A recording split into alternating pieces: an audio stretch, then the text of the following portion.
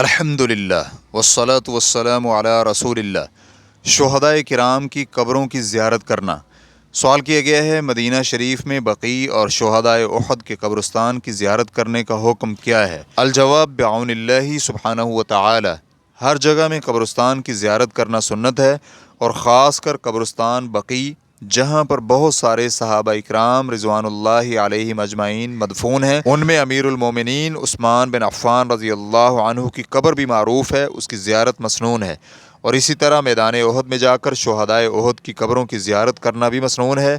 ان شہداء میں نبی علیہ الصلاۃ والسلام کے چچا حمزہ بن عبد المطلب رضی اللہ عنہ بھی شامل ہیں، اور اسی طرح مسجد قباء کی زیارت کرنا بھی ضروری ہے، جہاں گھر سے وضو کر کے مسجد قباء میں 2 رکعت کی ادائیگی بہت فضیلت کا باعث ہے۔ رسول کریم صلی اللہ علیہ وآلہ وسلم کا فرمان ہے، مسجد قباء میں نماز کی ادائیگی عمرہ کی طرح ہے۔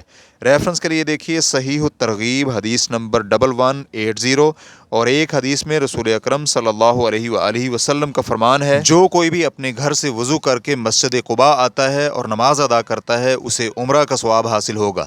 ریفرنس کے لیے دیکھیے صحیح الترغیب حدیث نمبر 1181۔ مدینہ شریف میں مسجد نبوی اور نبی علیہ الصلاۃ والسلام کی قبر، قبرستان بقیع اور شہدائے احد اور مسجد قباء کے علاوہ کوئی ایسی جگہ نہیں جس کی زیارت کرنا مسنون ہو۔ اس کے علاوہ باقی دوسری جگہیں مثلاً 7 مساجد، مسجد غمامہ وغیرہ کی کوئی اصل اور دلیل نہیں، اور ہاں اللہ کی عبادت کا مقصد لے کر زیارت کرنا بدعت ہے، کیونکہ رسول اللہ صلی اللہ علیہ وآلہ وسلم سے ایسا کرنا ثابت نہیں ہے، اور کسی کے لیے بھی یہ جائز نہیں ہے کہ وہ کسی جگہ یا وقت کوئی عمل کرے یا اللہ تعالیٰ کے تقرب کے لیے بغیر کسی شرعی دلیل کے وہاں جائے۔ فتوی شیخ محمد بن صالح العثیمین۔ ریفرنس کے لیے دیکھیے دلیل الاخطاء التي يقع فيها الحاج والمعتمر، واللہ تعالی اعلم۔